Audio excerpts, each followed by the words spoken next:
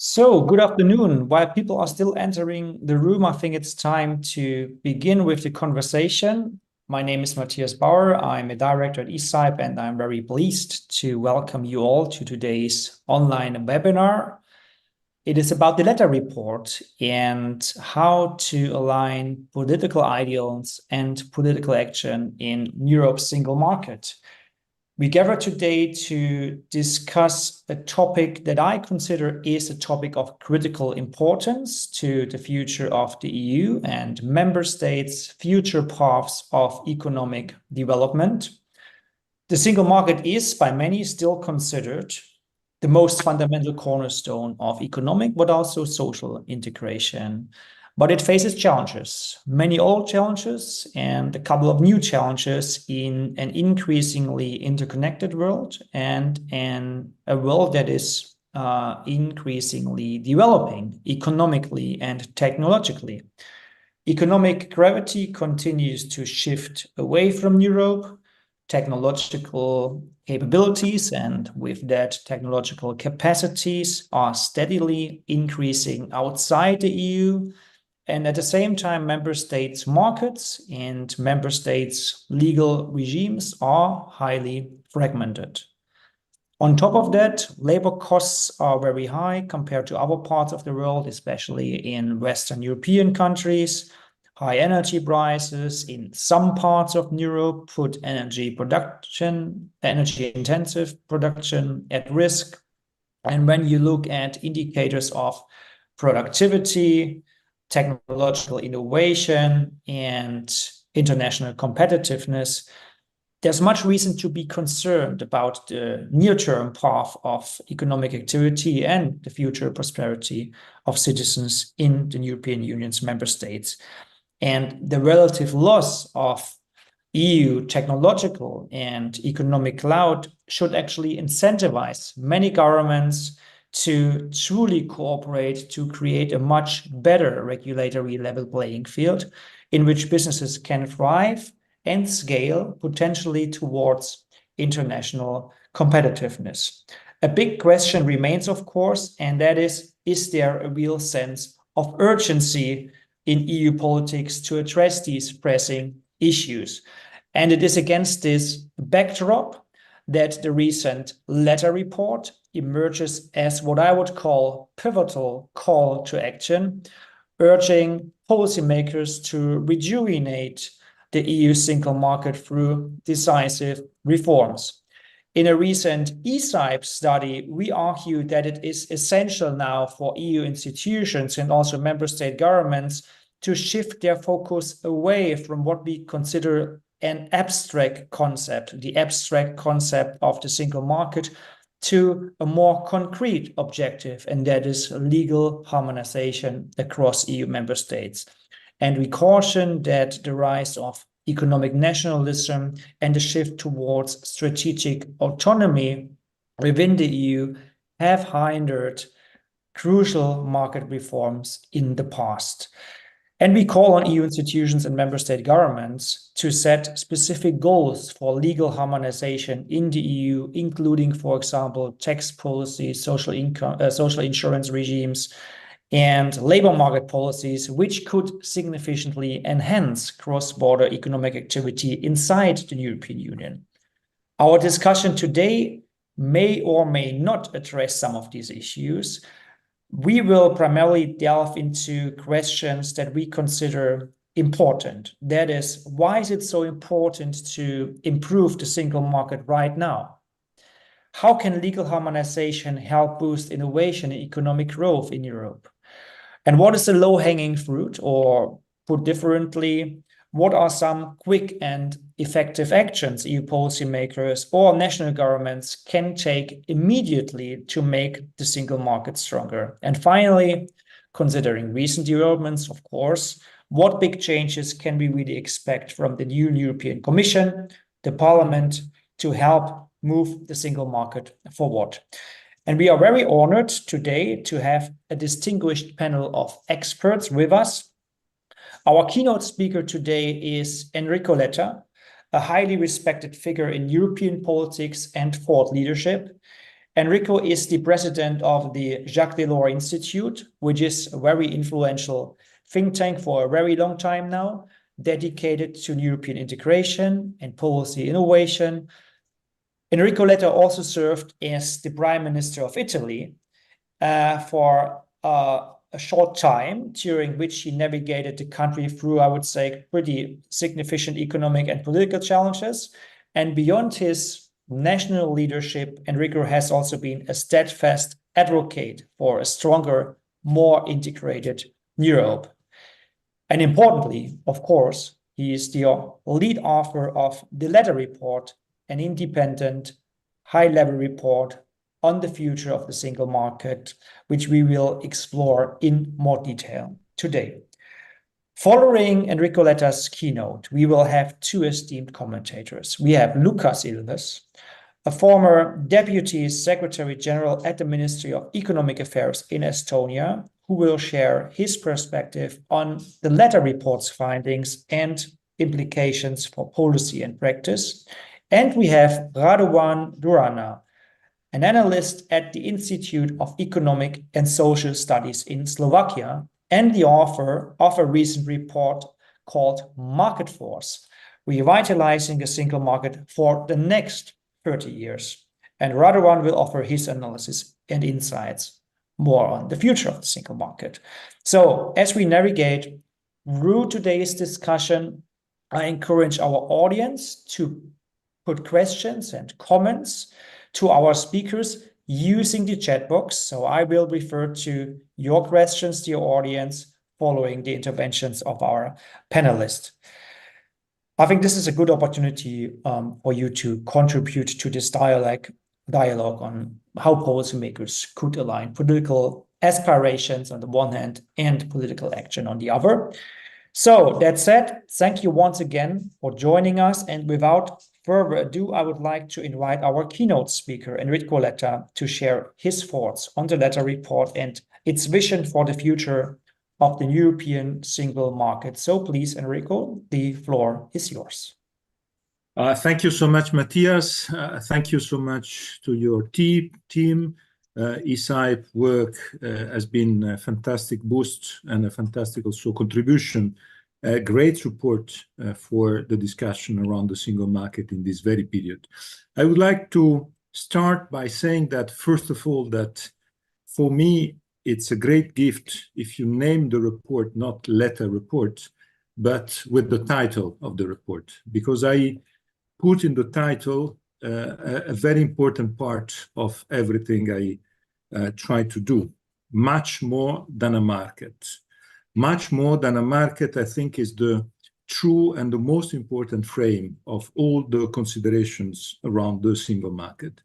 Because in reality, the idea that the single market is much more than a market is something that is related to life of citizens, people, our communities, is bringing us to a consideration around the role of the single market more than a market, more than directives, more than regulations, details, technical decisions. Is our life. This is at stake. I was tasked by the European Council and European Commission last summer to prepare this report. I presented the report April the 18th. I decided to have this report through a bottom-up method.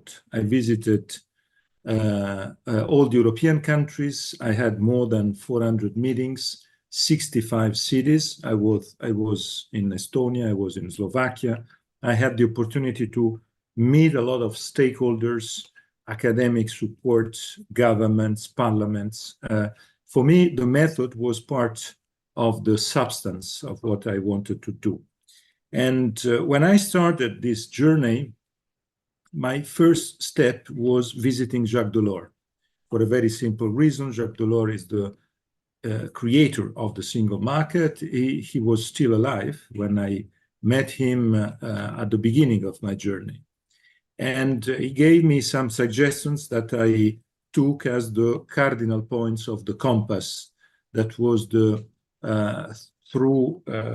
I would say, for me, tool of my journey. First point was the geopolitical change. When the single market was created, Delors was with 10 European member states.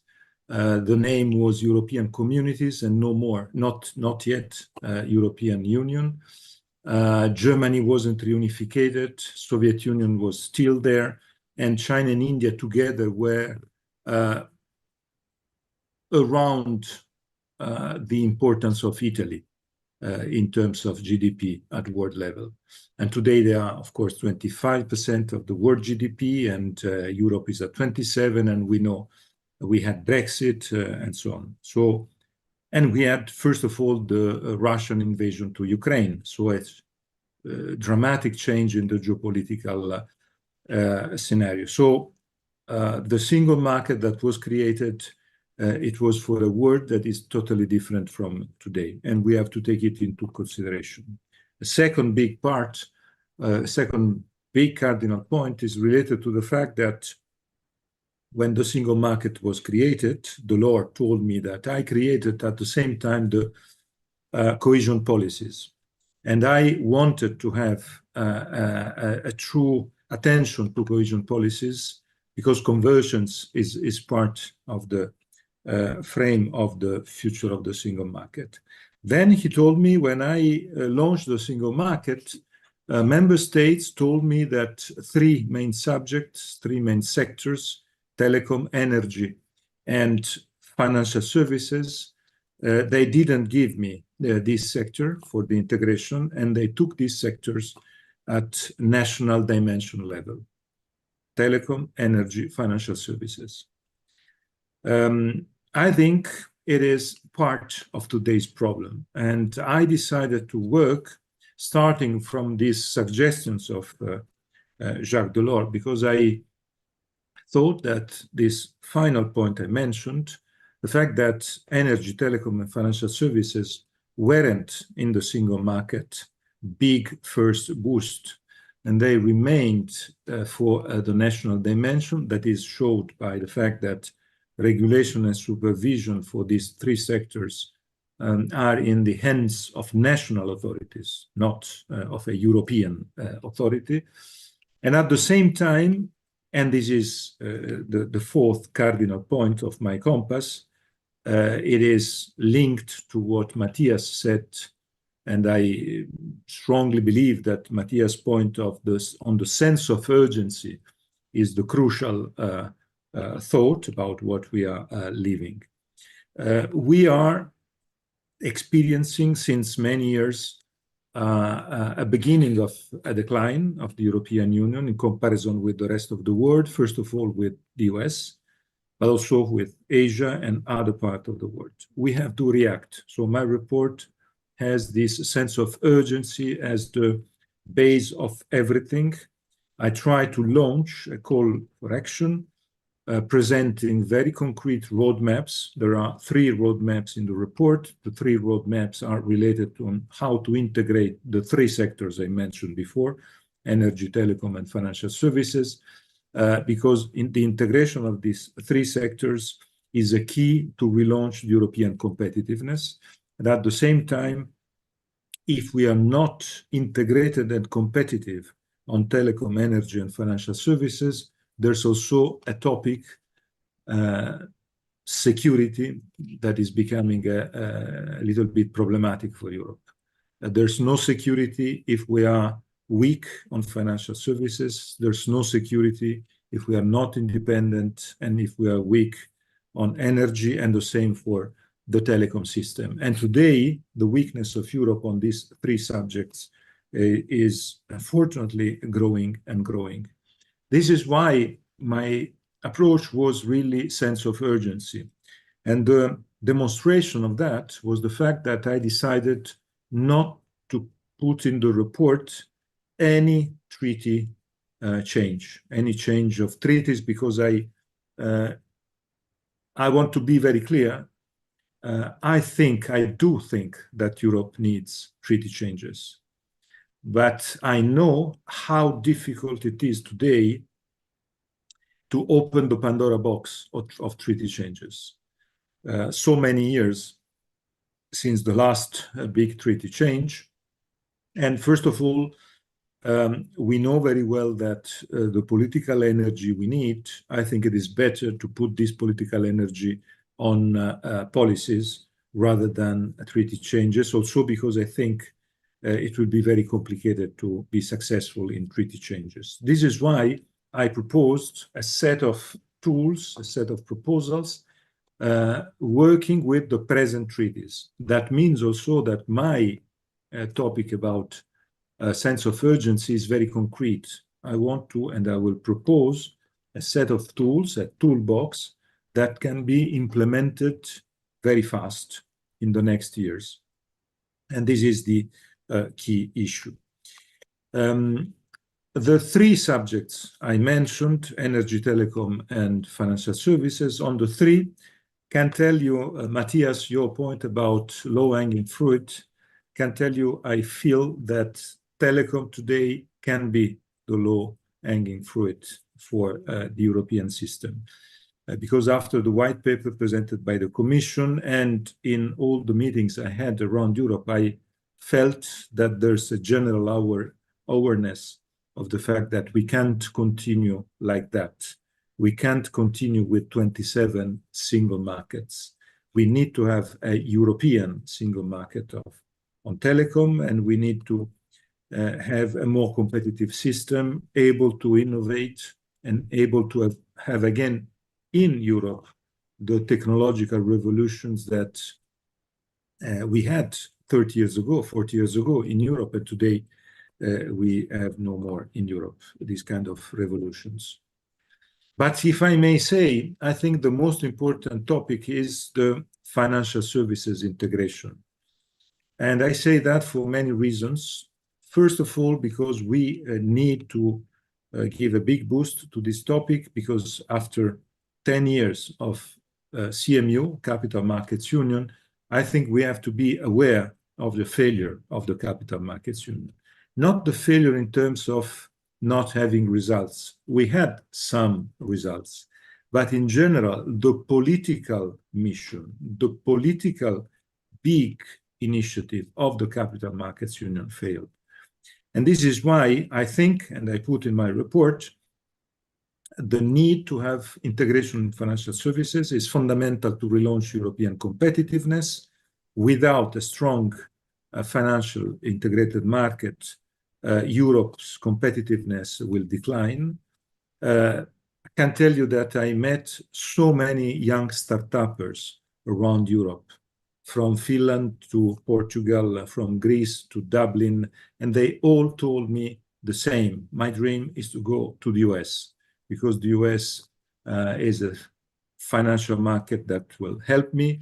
The environment is the one helping me because I want to take risks. In Europe, the risk aversion today is the role, and the dimension of the investments and the financial markets is not allowing me to grow. And this is, in my view, one of the key points. This is why I have to add also, I add one important flagship in my report, that is the fifth freedom. The fifth freedom is the idea to add to the four freedoms, goods, services, capitals, and persons, the fifth freedom, so knowledge, innovation, boosting the intangible. That is today what we are missing at the European level. But I was saying that the integration of financial services is absolutely fundamental for another big issue. I started my journey around Europe with some ideas. I have to tell you that meeting so many people and attending meetings, attending debates, I had the feeling that I needed to focus probably my journey to one topic that was the topic that I heard a lot during my journey. And the topic was related to the anxiety around the big question. And the big question is how to finance the Green Deal and the transition, the social and just transition. This anxiety was present in my journey in Estonia as in Slovakia, in Germany as in my country, Italy. Everywhere I had this feeling, the feeling that people are nervous on that, and the anxiety is bringing a lot of uncertainties about the future of the Green Deal. That is part, in my view, of the reasons why populist parties are today in good shape in Europe, because they are intercepting the fears on the ground. People thinking that if you say the Green Deal is decided, if you say it will cost a lot, and if you don't say anything on how to finance it, I, as farmer, I, as worker in the automotive industry, I, as SME, I think I will pay for it. And so I will try to block it. I think the farmers' protests in 6 months ago that I would say, met everywhere in Europe, from Warsaw to Spain, from Belgium to Germany to Italy, were part of this problem. So why I say that and why I link this topic to the integration of financial services? Because we know very well that in Europe, there is no agreement among the 27 on how to finance the transition. There are some countries pushing for a new next generation EU, so new debt. Another part of the European countries pushing for more private money, national resources, and being against of a new next generation EU. This is why I strongly believe that the answer to the question how to finance the transition can be the outcome only of a compromise at European level, in which the first pillar of this compromise is the creation of a strong European financial market, able to maintain, to keep, to attract money of the European savers. We know there's this figure of the European Central Bank of 300 billion euros leaving Europe to go to the US because the US market is more attractive, the US financial market.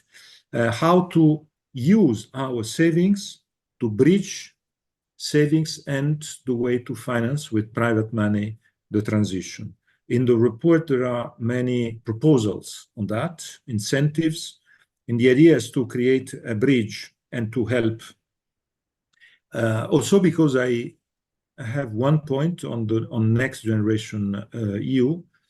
It has been a great success, but with two limits. One is too much public money driven, not any leverage on private money, and that is, in my view, a limit. And the second one is too much national money and no cross-border initiatives and not European initiatives. This is why, and I am close to my conclusions, I wanted to have in my report this idea of having a strong pillar of private money through the integration of financial services, with this bridge that I mentioned, with incentives. You can find this incentive at pages 30 and 31 of the report. And this private money pillar can unblock, I would say, not like next generation EU, but some part of public money investment leg that is at this time necessary. But the two can be together and can be a good compromise. I wanted to put this topic because once again, I want to raise a red alarm. If we are not able in next years to give a credible answer to the question how to finance the transition, I think the political, social, and economic backlash is there. And it will be there. And I am afraid that we don't want to address this topic, but this topic will be there and will explode. Maybe, Matthias, end up with one point. I address big importance to that. The single market today has also some fatigue, also because of the lack of level playing field, too much ring fencing, gold plating, and also because we used too much in the last 15 years the directives as normative tools. In my report, I strongly support the regulation preference, so an automatism that is, in my view, absolutely necessary, and many other ideas on the way to accelerate, to simplify. One of them is this, is not a new idea, but I wanted to use it as flagship, the idea to launch this 28th virtual state as a sort of benchmark and a sort of passport for legal systems that can be the way to simplify. So the idea to create a 28th virtual state where you have business law, and you as Estonian or Estonian or Slovakian company, SME, you can use it, and through this 28th regime, you can have a sort of passport to going everywhere in Europe without being obliged to change. Is a sort of simplification. Can tell you that I presented in the US this idea at the US Chamber of Commerce in Washington, D.C., and they told me that this is what we, American investors, we need to be able to overcome obstacles, language obstacles, law obstacles that we are blocking us to invest in Europe. So after the presentation of the report at the European Council meeting, I presented the report in most of the capitals. I will be tomorrow in Brussels. I will be Thursday in Madrid. I was last week in Luxembourg, in Athens, and in Lisbon, exactly to do the same. I would like to try to raise the importance of these topics, and I would like to push European institutions to use these tools. There are, in the next days, two great opportunities. First is the discourse, the speech of Ursula von der Leyen at the European Parliament. In this speech, I think she will set up the legislature. I hope she will raise the importance of the single market and the economic program of the Hungarian presidency. I will be in Budapest in September 3 times to try to discuss with them the way in which the Hungarian presidency can use the single market and can be a tool for this relaunch. I stop here. I'm ready to listen and to discuss. Yeah, great. Thank you very much for this broad and interesting intervention, for summarizing the priorities that you addressed in the report and also the recommendations. I think some of the recommendations are already being taken up by the Council in the strategies 2024 to 2029, if I remember correctly. So I think that is already a success that I would ascribe to your work and the team of the work of your team. You're absolutely right. I think the single market is much more than a market. It's about how we live as citizens in the EU, how we cross borders, how we pay, how we spend our money, how we can spend our money.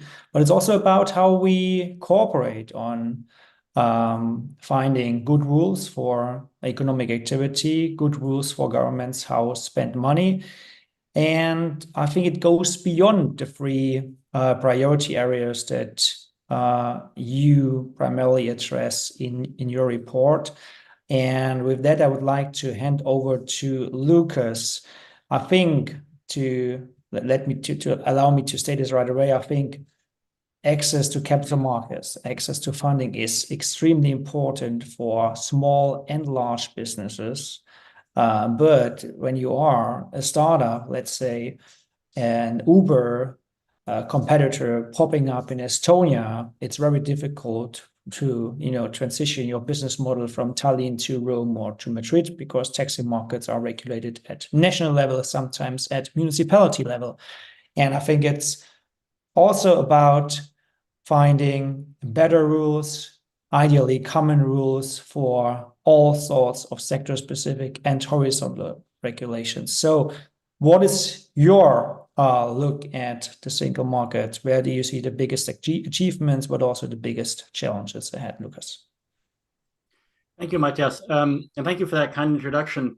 In many ways, on the substance of where we ought to go, there's not too much to add to the Letta report. It is quite magisterial in its scope, and I think that there's a lot of praise.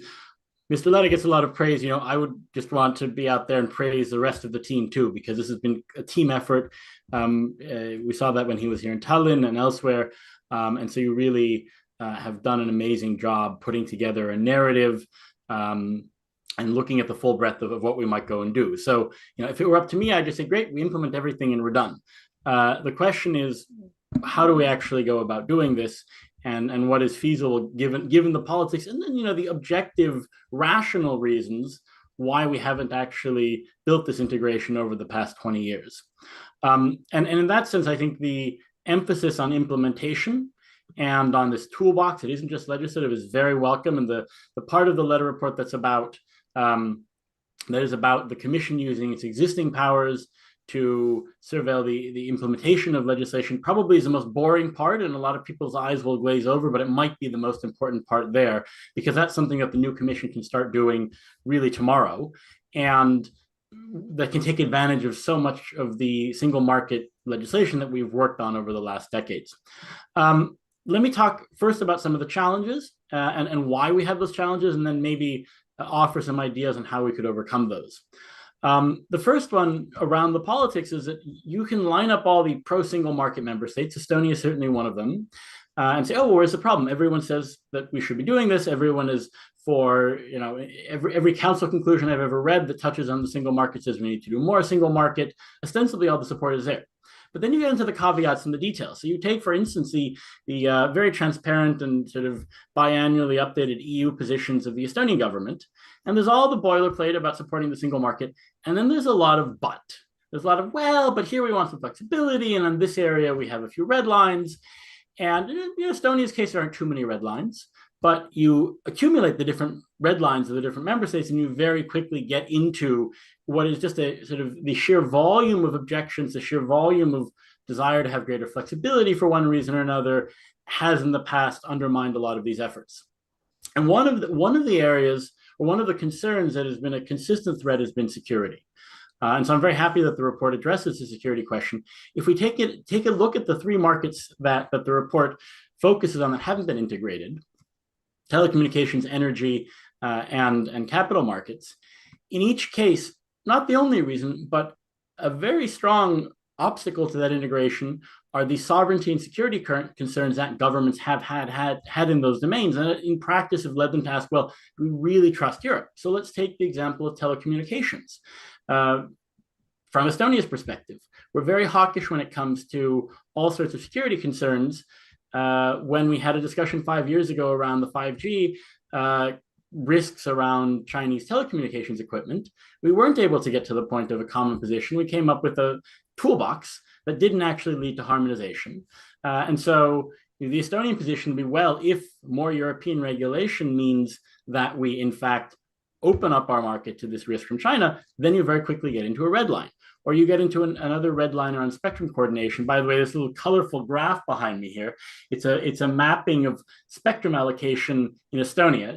The details aren't important, the colors are just pretty. There's a whole lot of nuance and detail. And in Estonia's case, bordering Russia, the traditional view has been one of distrust and skepticism toward whether we can trust Europe to do spectrum allocation and coordination with Russia as a whole. Now, I would say from Estonia's perspective on questions around security, Europe has gotten a lot better in the last 5 years. And so I think Estonia is probably open to a lot more harmonization because we see that the Commission's done a really good job on taking these concerns seriously. And certainly Ms. von der Leyen will continue that line. But that's just one sample of the challenges. And the same thing, capital markets, right? You very quickly run into the question of, well, what about third country influences? What about money laundering practices or the actual practice of how the anti-money laundering rules are implemented, where there are great divergences? So the devil's in the detail, and security details often get in the way. in the context of saying that the usual suspects that are pro-single market sometimes aren't so pro-single market, it's also worth noting that some member states that have a reputation for not always being the biggest friends of the single market have actually taken a lot of real action in the last year or two. So the AI Act, it was France, Germany, and Italy that said, stop. This is actually going to undermine a lot of innovation. We need to loosen some of these restrictions, not Estonia or the Netherlands. Similarly, when we had the Platform Workers Directive, it was France and Germany listening to their tech sectors who most aggressively said, well, this is not actually going to be a good regime as it's written, and tried to put together a blocking minority. So there is, I think, there's a positive hope here that the practical religion of the single market and making some of these difficult legislative choices isn't just limited to a few small member states on the northern fringe of Europe. Now, you mentioned Matthias' example of Bolt. I mean, one of many European companies who, by the way, have remained European, and they've steadfastly said, no, we will not relocate to the US, although they've had a lot of trouble raising capital in Europe, and a lot of their capital has come from the US. I spoke recently with the president of the company on these topics, and he said, well, we'd love to have more Europe, especially in mobility legislation and in the area of mobility and sort of how cities do their planning, on the assumption that it's done right. And this really gets to the crucible of the question. More single market is good if the rules are actually an improvement over the current regime. And so that's the question, of course, that everyone's going to be looking at toward France right now, toward Italy, toward Germany. If we have further European legislation, more regulations, are those actually going to have a liberalizing effect? Are those going to spur innovation? Or are we going to find ourselves in a situation where the political compromise gets in the way of some of the goals set by the Letta Report, and I imagine also the Draghi Report? So a few thoughts then on how we can make these ideas happen. Well, the first idea, and this is really more of a question to Mr. Letta, but a question to everyone, is prioritization. There's a broad package of changes here. What are the things that we focus on getting right? If you had to ask me, I would probably vote, as others already have today, for CMU and for unlocking private capital, but there might be different views there. And bear in mind that the cost of getting these, starting these reforms and getting them wrong is pretty high. We have plenty of examples in the last decade of single market reforms, for instance, the digital single market that started off with great optimism, but then once we got into the details of the legislative process, we ended up having quite kludgy compromises that didn't actually deliver the regulatory environment we were hoping for. So I very much would like to see the outcomes described in the report, but we also have to ask, what is the risk that in embarking upon these changes, we end up with a legislative outcome that is not in fact preferable to the current situation? And that then brings us back to the prioritization question. What are the things we start with first? Where do we invest the limited political capital of the member states, the Commission, and the groupings in the European Parliament that really want to make these changes? And then finally, as a last thought, as a result of that, we might also ask, in total agreement with the report that the preferable regime is regulations, but we might ask where we're more likely to be successful in going back to the country of origin principle, but then really making that work and sort of finding or getting rid of some of the obstacles to that country of origin principle working well. Because if we ask the kind of analytic question, what has worked well in the past, a lot of the successes of European legislation, for instance, around the first round of the internet economy, were precisely because passporting worked very well, country of origin worked well. And that is something that we have rather been undermining with a lot of our legislation in the last 5 years. So there's a lot of good here. And I think those who are friends of the report and its ideas really should be asking, how do we make this work? How do we build the coalitions to make it work? And I hope that those comments are then taken, my comments are taken in a sort of spirit of being a very constructive contribution and in no way critical of the report itself. Yeah, thank you very much, Lucas. Very rich intervention. How to build coalitions? I think that is a big question. We will come back to this in a minute. You've also made the point that it's not only that we need to have more, let's say, truly single market policies. The policies that we arrive at should also be better than the ones that existed in the first place. Otherwise, it would not make so much sense in terms of economic efficiency. My impression is that what we have seen over the past 5, perhaps already 10 years now, is that the appetite towards liberalization, harmonization, streamlining, and mutual recognition of national policies got lost. At the same time, the EU progressed with new policies in areas where we did not have policies in the first place, especially when it comes to digital policies. And I know that this is a priority concern expressed in your report about market force and, working towards a single market for the next 30 years, Radovan. So what is your general perspective on where we are, where we need to go? And also what are your views on the Letta Report and the recommendations? Well, thank you, Matthias.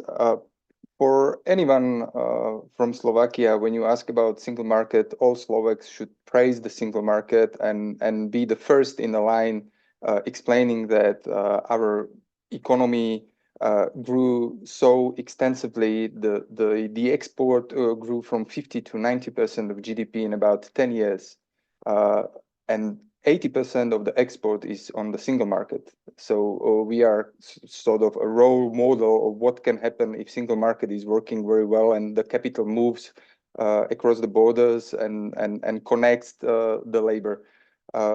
At the same time, when we entered the European Union, as it was mentioned, the share of EU on world GDP was 26%. Currently, it should be about 17%. And the United States is at 26%, although the population is 1/4 less than Europe. So the difference is much higher when we take into account the population.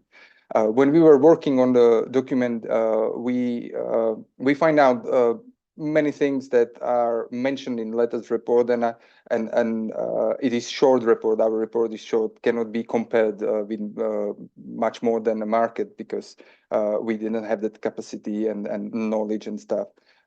We found issues in occupational licensing. We found issues in cross-border services.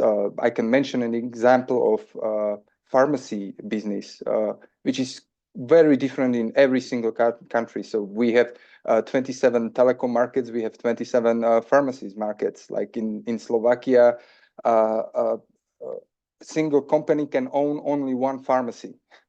So this is very good environment for any foreign investor in Slovakia.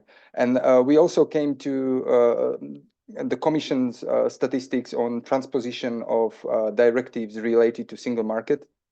And we analyzed all the bodies and committees and procedures that are helping to transpose the directives and regulations to national legislations. And this is such a sad reading. It's like you are trying to fight with big resistance. Like the member states are really trying to resist to implement things and go for single market.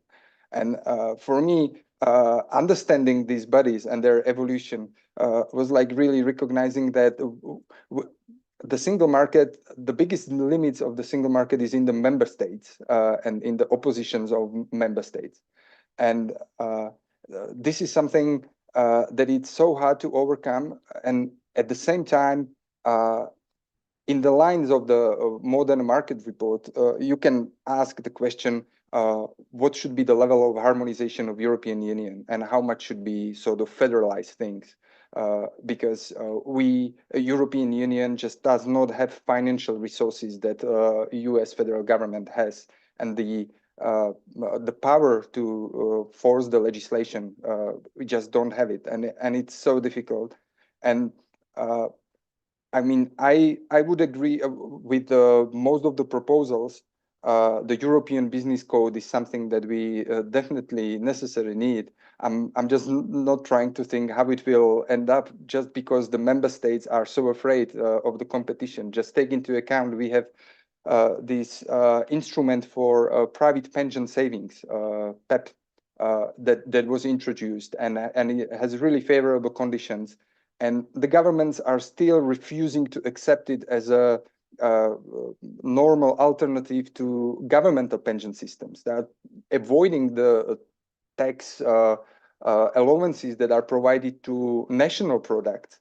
So this resistance of member states, when you add it to a cultural thing that we have in Europe, the cultural thing is, or me as an economist, I would say, we have, in last 50 years, the cultural mind of Europeans has switched from understanding the need for economic growth to taking economic growth as something granted, something that does not have to be fought for, something that will just happen.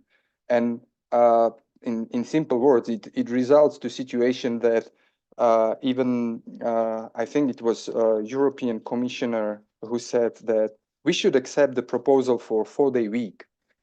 And 4-day week is something that illustrates the European values. Leisure is more than production. And when you say economic growth in many European universities, it is something not welcomed. We are talking about degrowth in the European Union. And this is connected to our protectionist culture. When you think about last legislations of European Commission, minimum wage, then you can take the regulation of platform work, which is trying to move contractors to become expensive employees with a very strict and difficult labor codes regulation. Even the gender pay gap or gender regulation, new directive that will result to tons of new bureaucracy for employers. The European culture is very protective. It goes through consumer protection.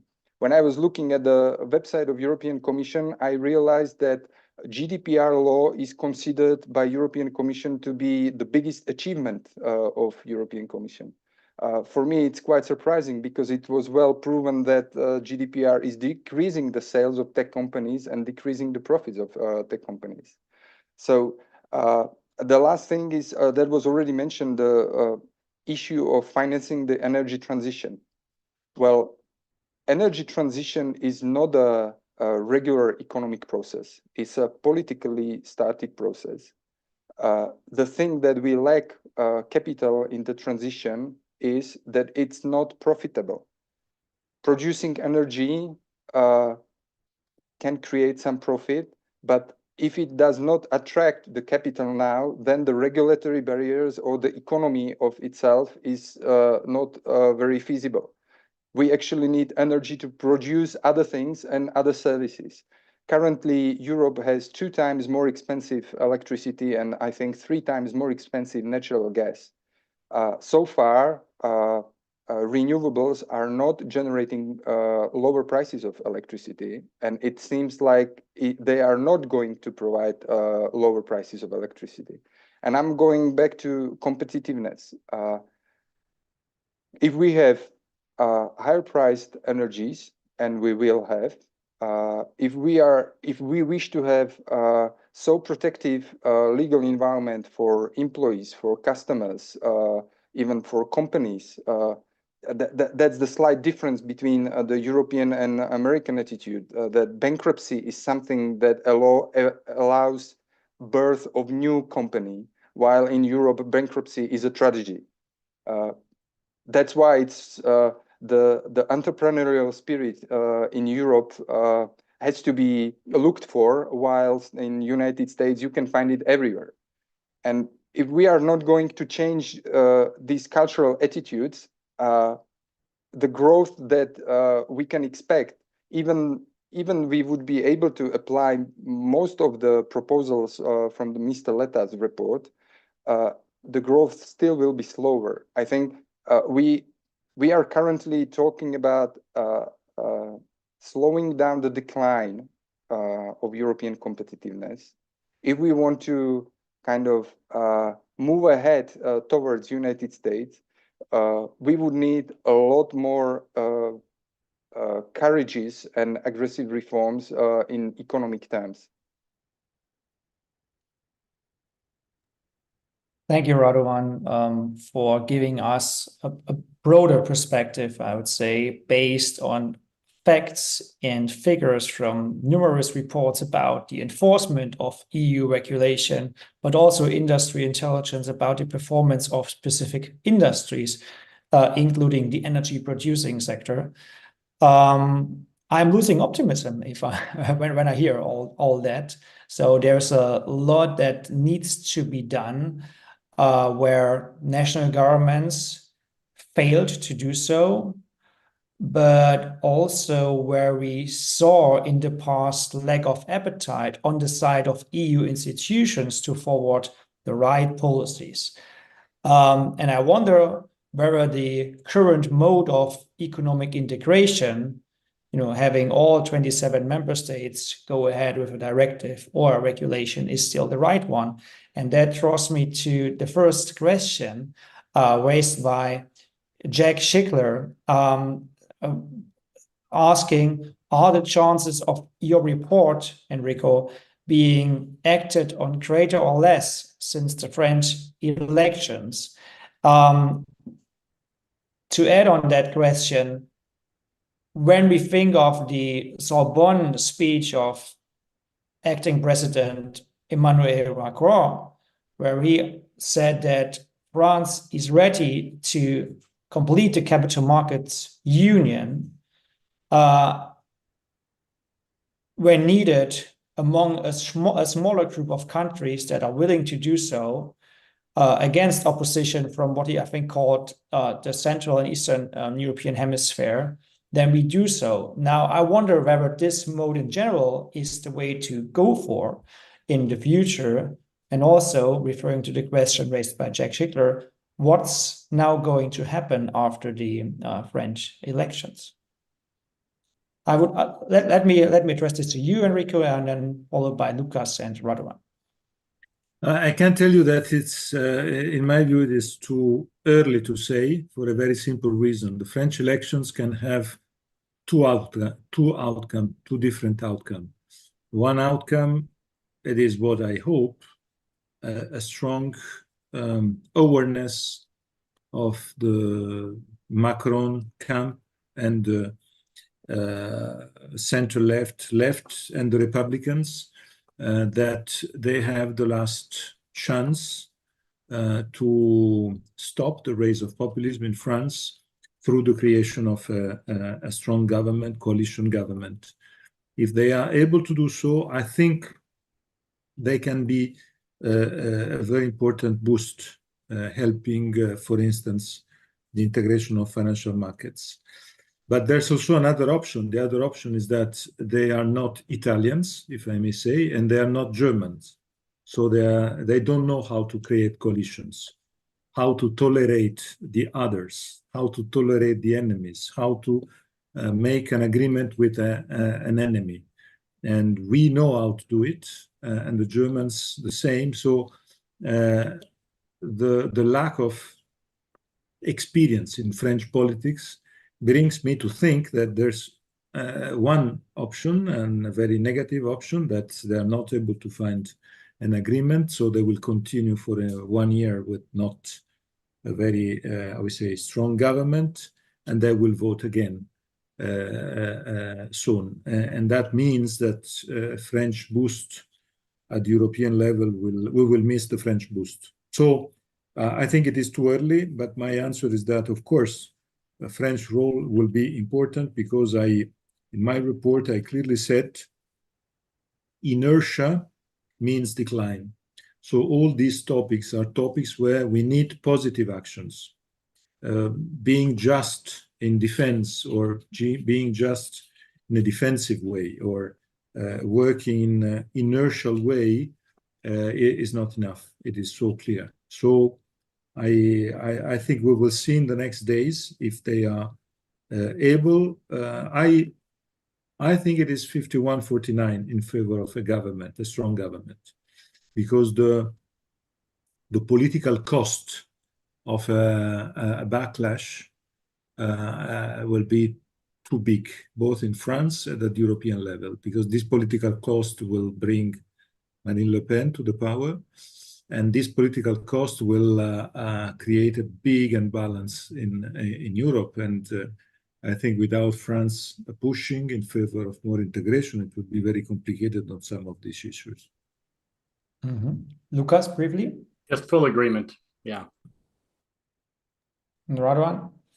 Well, I'm not a political scientist. I'm not going to comment. I just there will be a party probably trying to make a coalition that is proposing increased minimum wage and frozen prices and decreasing energy prices.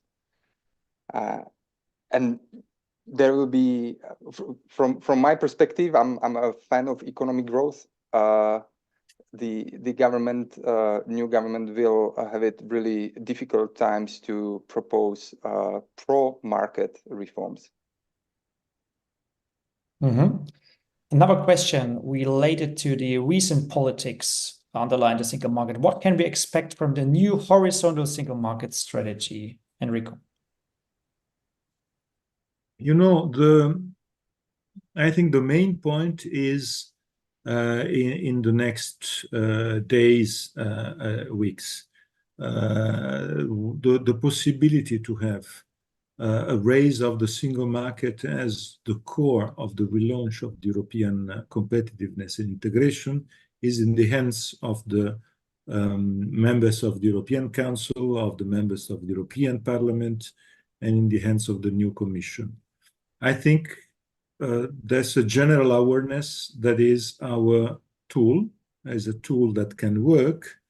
And there's also a general awareness that it is not just a relaunch, but it is the consideration of the fact that in reality, on many issues, we didn't have the single market.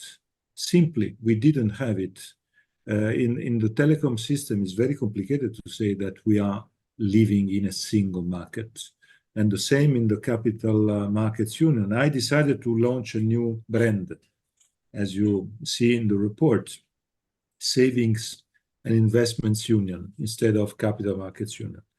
I say that because the CMU was a failure, and I say that because we need to have a relaunch also in terms of higher purpose of this integration.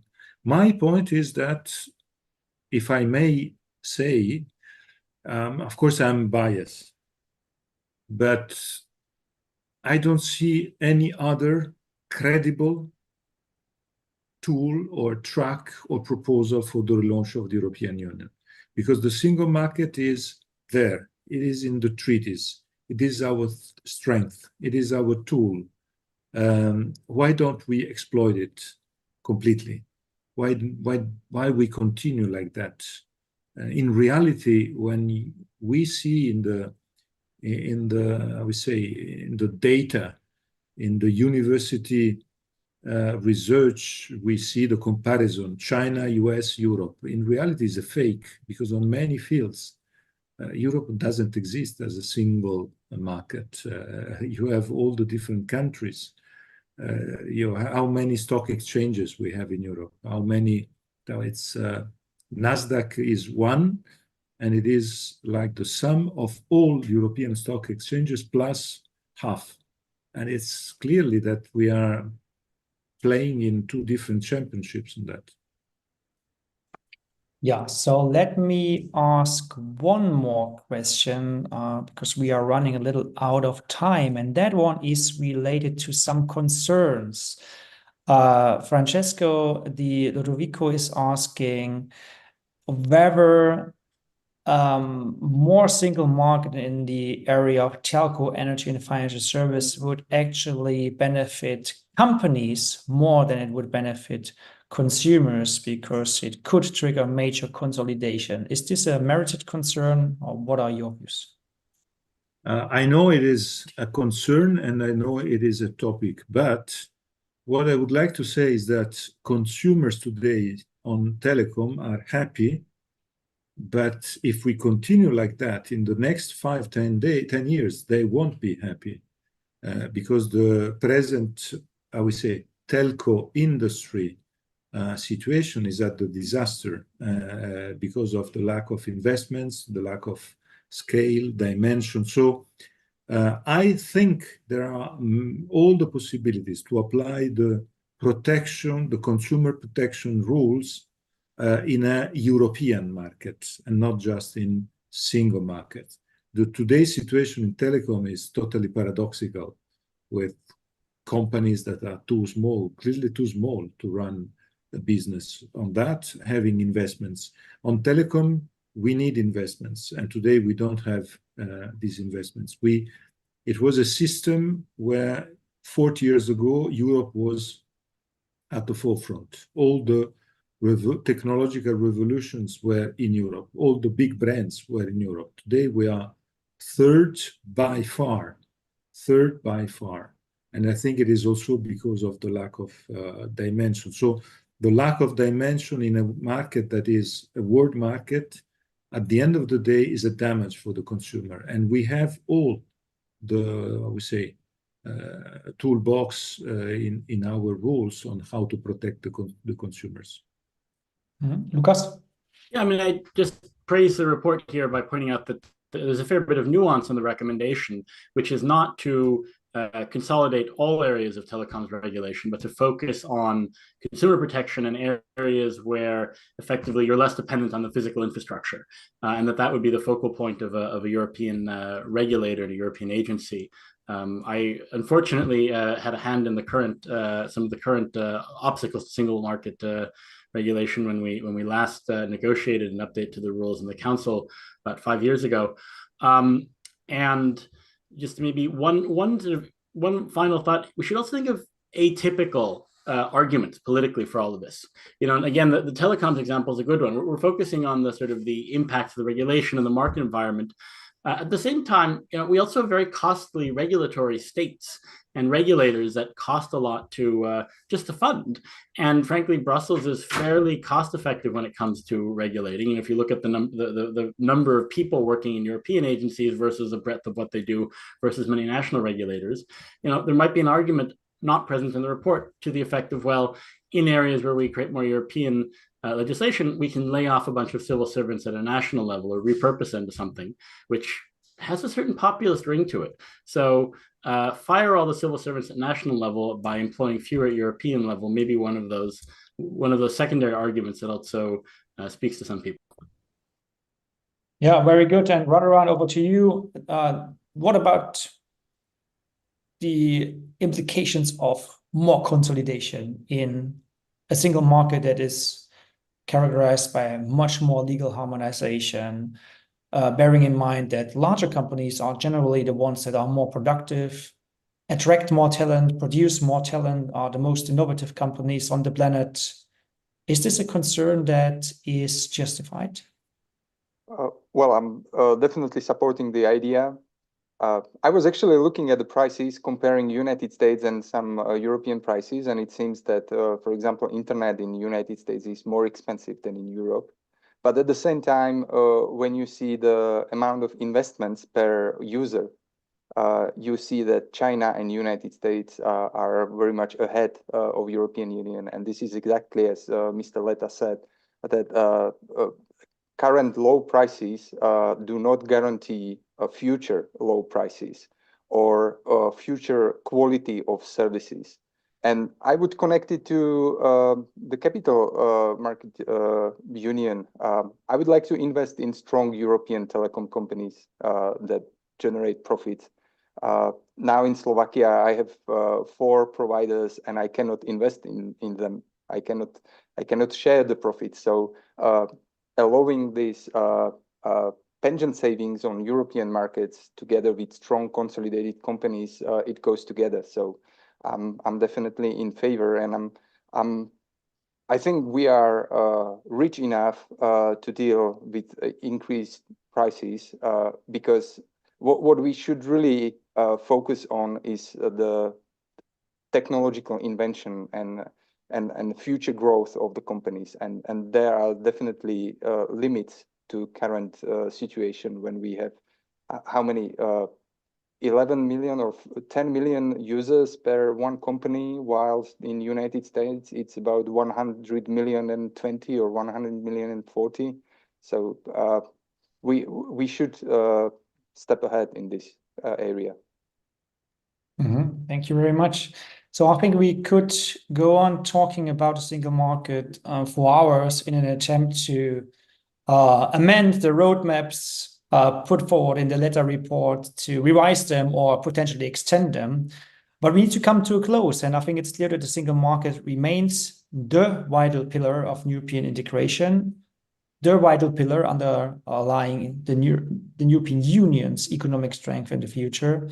I think the recommendations highlighted in Enrico Letta's report and in previous reports that we should acknowledge, they provide a robust roadmap baseline for policy change. So I think we can embrace this moment, perhaps the beginning of the creation of a sense of urgency in the political domain, with some optimism, some determination probably, working on to create a single market, or at least to defend the underlying pillars of the single market, not only the needs of today, but also anticipate and the adapts of the demands tomorrow. With that, I would like to thank you all for your very valuable contribution, for your time, for your availability to participate in today's conversation, and for advancing this discussion about the single market. So thank you very much. Thanks to our audience as well, and goodbye.